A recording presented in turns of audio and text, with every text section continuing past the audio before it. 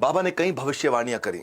बाबा के बारे में वो इतने सिद्ध पुरुष थे कि प्रयागराज में गंगा में डुबकी मारते थे और हिमालय से निकलते थे, हिमालय में जाकर के अप्रकट होते थे, तो फिर इसके बाद हरिद्वार से बाहर निकलते थे और वो जो कह देते थे वो होता था। एक बार दिल्ली में बिरला मंदिर के अंदर अपनी कुटिया में विश्राम कर रहे थे और हनुमान जी को याद किया करते थे। बाहर दरवाजे पे कुछ बांग्लादेशी आए और बांग्लादेशियों के अब मैसेज अंदर पहुंचा कि महाराज आपसे कुछ मिलना चाहते, बांग्लादेशी लोग आए हैं। तो महाराज ने वहां पे एक संदेश भेजा, बाबा नीम करौली ने संदेश भेजा, जिसका भाई जेल में हो उसको बोल दो अंदर आ जाए। थोड़ा अजीब सा लगा सुनने में जरा बात को, तो सारे हैरान हो गए कि जिसका भाई जेल में हो वो अंदर आ जाए।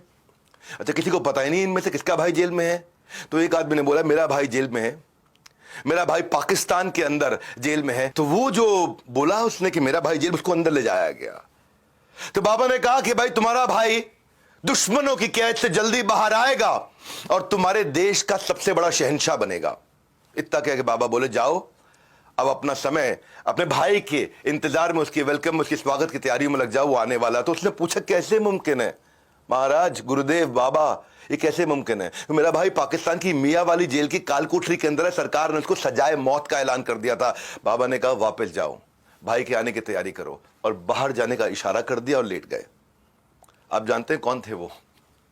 बाबा के सवाल करने वाला वो जो शख्स था वो कौन थे? वो आजाद बांग्लादेश के पहले राष्ट्रपति शेख मुजीबुर रहमान के छोटे भाई थे।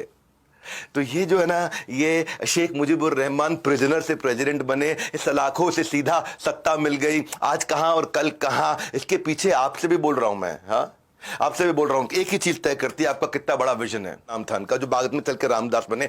रिचर्ड हार्वर्ड के एक प्रोफेसर थे, रिचर्ड एल्पर्ट, और लेकिन वो नशेबाज थे और इतना नशा करते थे, इतना नशा करते थे कि दोस्तों के कहने पे बाबा के आश्रम पे पहुंच गए। वो है ना, भगवान चाहते थे ऐसा हो जाए। उस वक्त बाबा अपने भक्तों के साथ कुछ स्वर्ग की बातें कर रहे थे। तो रिचर्ड बोले बाबा स्वर्ग मैं दिखा सकता हूं आपको, यहीं दिखा देता हूं स्वर्ग आपको। बोले दिखाइए। तो रिचर्ड ने उनको पटापट से एक LSD की नशे की बड़ी भारी भरकम एक गोली दी। बोला ये खाइए और देखिए एकदम स्वर्ग देखेगा। बाबा ने सोचा होम्योपैथी की गोली की तरह ठक से बच्चों की तरह खा ली। वो LSD की गोली होम्योपैथी की तरह खा ली। रिचर्ड देखता रह गया। उनको लगा भाई शायद मैंने कोई गलत गोली दे दी, क्योंकि बाबा कथा करने में लगे हुए, बाबा की कथा चल रही है। वो आगे बढ़ा, उसने फिर से वही बात कही। बाबा ने कहा मुझे कुछ स्वर्ग जैसा महसूस हुआ नहीं, तो सब ऐसा ही लग रहा है मुझे। उसने कहा रुको रुको बाबा, हो सकता है मैंने गलत गोली दे दी। 2 गोली और पकड़ा दी LSD के। 3 गोली एक दिन में सबसे बड़ा नशेबाज भी नहीं खा सकता था। तीनों गोली उन्होंने ले ली, एक पहले 2 बाद में। अब ये रिचर्ड देखता रह गया, बाबा कथा कर रहे हैं स्वर्ग की। अच्छा, वो रिचर्ड जब परेशान हुआ, अपना माथा पीटने लगा, ये हुआ क्या? तो बाबा समझ गए परेशान है। बोला क्या हुआ? मुझे स्वर्ग नहीं दिखा, तुम परेशान क्यों हो रहे हो? बोले लेकिन अब तक दिख जाना चाहिए था। कितनी गोलियां हैं तुम्हारे पास? बोले 10 और हैं, ये 10 दिन की थी। बोले दो मेरे को 10। वो 10 की 10 गोली ली, उनसे छीन ली और फट से मुंह में डाली। बोले रुक जाओ रुक जाओ रुक जाओ, मत लेना मत लेना। बाबा ने फट से 10 की 10 गोलियां डाली, एक घूंट पानी पिया और अपनी फिर कथा में लग गए। इतने में रिचर्ड चिल्लाने लगा, अरे मर जाएंगे मर जाएंगे मर जाएंगे, हॉस्पिटल बुलाओ, एम्बुलेंस बुलाओ, डॉक्टर बुलाओ, सब बुलाओ।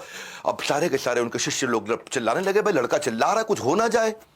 तो प्रेशर के अंदर बाबा की डॉक्टरी जांच कराई गई, उसके अंदर से कुछ नशा निकला ही नहीं। इससे हुआ क्या? उसका सारा नशा उतर गया ये देख के कि महाराज को कोई नशा नहीं हुआ। रिचर्ड बाबा की चमत्कारी शक्तियों को मान गया और अमेरिका वापस कभी भी ना जाने का वचन लेके जीवन भर उनकी सेवा के लिए आश्रम में रुका। उनके सबसे महान शिष्यों में से एक थे रिचर्ड। उनका नाम बाबा ने बदल के बाद में रामदास रख दिया था। एक तरफ थी गोली और एक तरफ थे बाबा नीम करौली। जय बजरंग बली।